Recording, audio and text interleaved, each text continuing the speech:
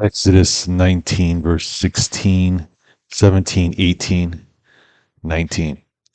And it came to pass on the third day in the morning that there were thunders and lightning and thick clouds upon the mountain, the voice of the trumpets exceedingly loud, so that all people that was in the camp trembled.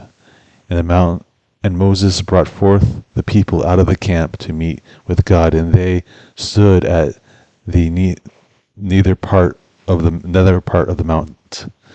And Mount Sinai was altogether on a smoke, because the Lord descended upon it in fire, and the smoke thereof ascended as the smoke of a furnace, and the whole mount quaked greatly.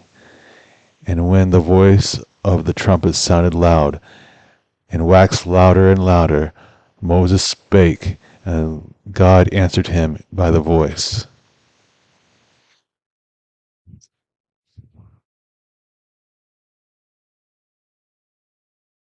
As you go further and further down the narrow way, you have fewer and fewer colleagues, and you have fewer and fewer people you can help. So I am a little bit hesitant to review The Knowledge of the Holy by A.W. Tozer, because it was given to me by a very good brother.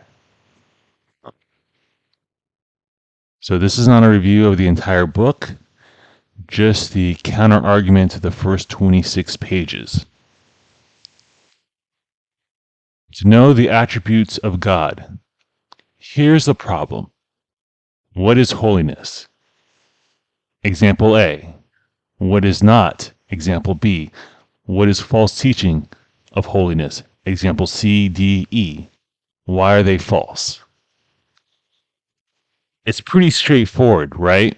How I described holiness and a problem, how I would teach it, how I just described the argument. There's not a lot of fat on that. There's a lot of this is what it is, this is what it's not. Giving you the ability to see my ideas in a clear, concise manner. And even if you disagree with them, you must say that I took your time into account and that I was clear. Why is holiness important? Why do you need to convince me that holiness is important? I'm reading your book. This is always an aside for reading so many Christian books. You don't need to explain to me why things are important if I'm 23 pages in. All right? I believe you. I'm reading your book. You don't need to sell me. God's attributes in their fullness. So that's just a petty thing, but everyone does that. All right? God's attributes in their fullness is beyond our comprehension. We cannot fully understand God's attributes. All right? That is why we're not held to account for that. What we are held to account for is that he lowers himself down to reveal his attributes that we can understand. So he reveals himself as a king. He reveals himself as a father. He reveals himself as a shepherd. Not that he is a shepherd waiting around. We know that what he's trying to explain to us is how we are to hold him into some regard. It's what we are accounted for.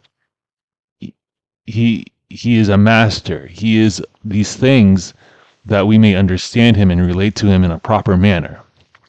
That is what we're held to account for. We do not have reverence and awe towards God as Ezekiel did, because we have not been brought into the presence of God as Ezekiel was. This has nothing to do with our culture or its corruption. If language failed Ezekiel, then it's no good for us either.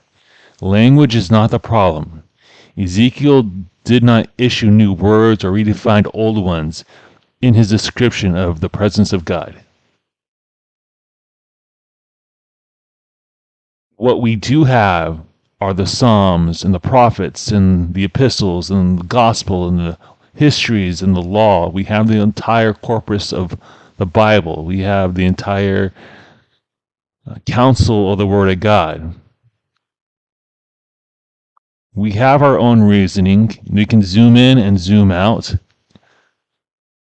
What might seem infinite to us is finite to God, and that's all right. We're only held to account for our finite reasoning. We're only held to account for all of our mind, heart, and strength, not beyond our strength, not beyond our heart, not beyond our mind. Okay, we have only the resources we have accountable, and we're to give 100%, not 140%. We cannot give 140% effort. I'm sorry to tell all the coaches out there, we cannot give 1,000% effort. It's impossible. Once you flex a muscle, you cannot flex the flexed muscle, all right? You have to extend it. We have reasoning by which we can make structures of our understanding, and we have reasoning by which we can test those structures through arguments and what I'm doing right now. It's Morgan Yee, greatest is reward. Thank you very much, and God bless. In Exodus 19, all the people of Israel saw God descending and heard the trumpets and heard God's voice. And I guarantee you, they were in more awe of him than you have ever been at church, raising your hands above your head at any time in your life. And not one of them crossed over the Jordan. They all died. Because the problem is not your awe. It's not your comprehension of the majesty of God.